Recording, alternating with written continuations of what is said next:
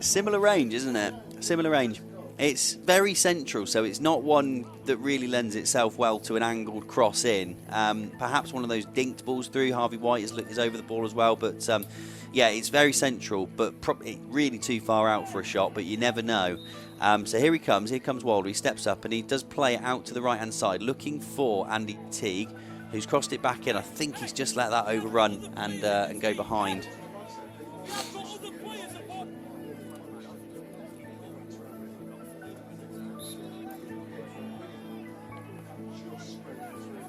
That's right. So ball played up, headed back into the box by Maine Walder, looking for a man in the box. Strike from Andy Teague there.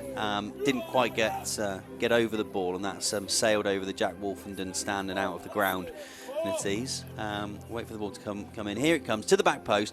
Goalkeeper gets a good fist to that and palms the ball away to relative or to safety for a moment. Rams do still have the ball as it goes up into the box, and it's broken for Andy Teague on the edge of the box again, and he's driven the shot low. It was a good effort. It was blocked around about the penalty spot. Unable to see whether that would have been going in, but it was certainly a good effort. Yeah, the Rams did win 4-1 at Padiham earlier in the season. Good performance on that occasion.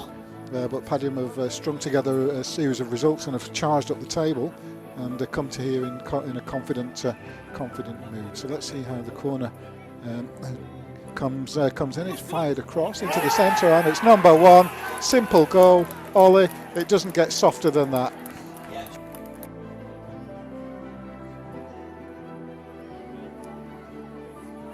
Hoyle lays it off into the box, but the Rams trip up. Perhaps Hoyle was a rather unselfish there. He's not just scored 20 goals, but he's been a creator of quite a number of goals as well. A lot of assists, very unselfish player. Perhaps he might have had a crack, but the Rams keep the pressure on. But the ball has come bouncing through to Hamnet in the pink-clad candy floss keeper, as Ollie Howard describes him in the Padiham goal, who's in no hurry to release the ball. The new regs was Radcliffe pumps the ball forward long to the left-hand channel again. Back it goes into our favourite spot. This time we can track its progress as everybody mixes in, and out it comes again into the box, and Rams attacking, and seems to flash against the top of the crossbar there. Ollie draws some derisive comment from some of the Padiham fans, but it seemed a decent effort to me. Whether Rams can do equally well in the second half. Harvey White is the man that gets us underway, Ollie. Yep, so Rams playing from left to right in the second half, so playing towards the goal that Charlie and I are nearest, and early attacking intent coming in from the left-hand side for Rams, looking for somebody in the box. Padiham have a chance to break here up the left wing with Briggs. He's attacking his right-back opponent. Ball comes across to the middle of the park and chipped in, and that's going to go harmlessly through to Mendes, who was there. I thought it was a penalty, I must say. Well, there was a big shout, wasn't there? And it's not always the best viewers we've indicated to our listeners on that side. So we have seen penalties given in strange positions. Yeah, we saw them at Didsbury and elsewhere this season. The penalties have come, some for the Rams, it must be said. It's not all been adverse. Still pressure on Padiham. And in comes the ball. It is broken on the edge of the box to the number 8. It's a fantastic effort from 30 yards out, all of 30 yards out. It's Freddie Matchell with what you have to say was an outstanding first-time strike from the edge of the box.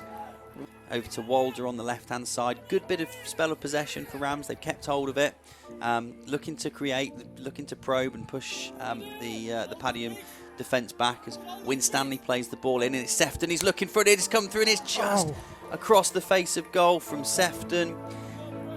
Just unable to turn the ball the right side of the post. The keeper was rushing out. He was under pressure from two defenders at the same time. And it's with Walker on the halfway line. Can he get the Rams going? He drives the ball forward, comes running forward. Can he release the ball in time? The answer is yes. Oscar Radcliffe right in front of us takes the ball and tracks backwards, forced backwards into the box. Good ball, Kamara. Oh, lovely effort, Kamara reversing. That's perhaps the best chance by the Rams. A lovely move. It was whipped in by Oscar Radcliffe.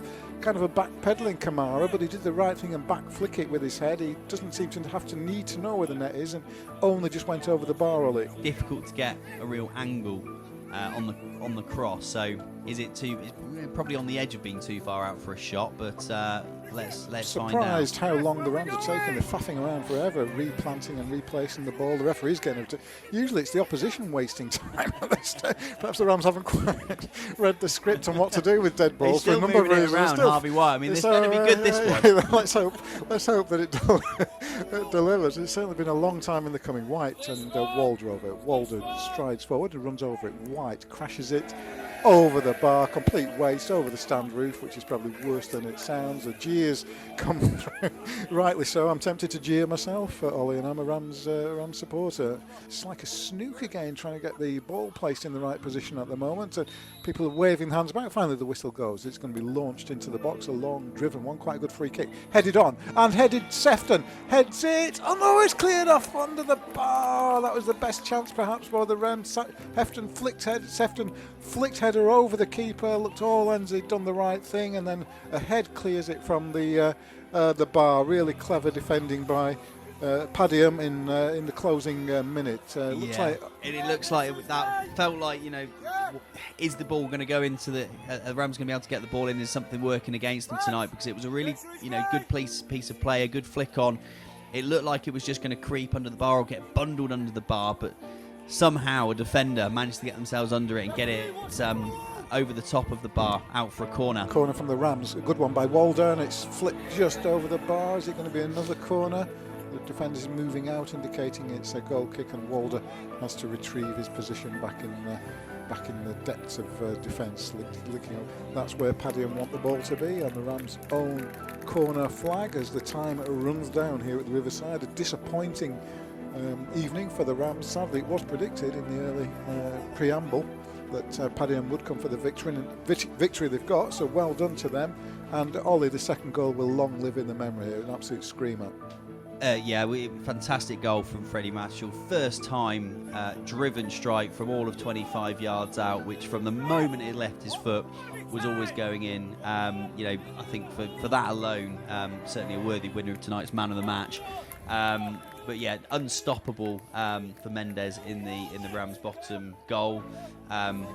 Superb effort, and really one of those we say quite a privilege to be here to actually see a goal like that, despite it being scored against the Rams. Yeah, I mean, Rams were showing a bit of fight at that time, wasn't it? So the timing also was good from a Padium point of view, in that Rams were showing a bit of fizz at the start of the second half, and up stepped Mitchell. The whistle is now gone, the arms are raised. Padium have won, and they've won deservedly. Ollie, you might